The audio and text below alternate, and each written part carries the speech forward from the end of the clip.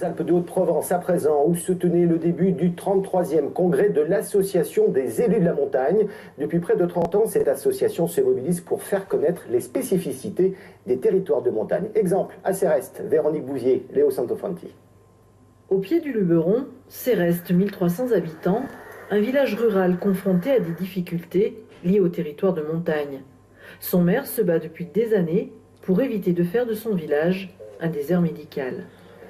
Voilà, donc ici on est devant la maison médicale que la commune a réalisée avec tous les spécialistes paramédicaux qu'on a pu regrouper dans cet établissement.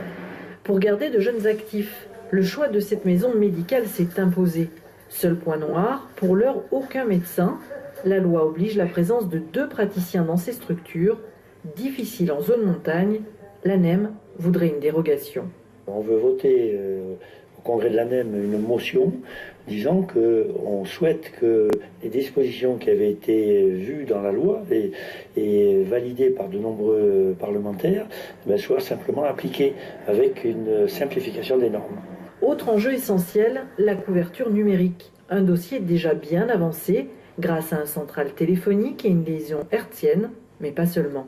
On a réussi à mettre en place un système par liaison hertzienne qui nous permet encore aujourd'hui d'avoir un débit correct, au moins 10 mégas, mais ne voulant pas s'arrêter là, on a proposé à notre commune pour faire partie du plan de développement de la fibre optique. Des combats nécessaires pour maintenir un maximum de services à la population et arriver à financer de nouveaux projets.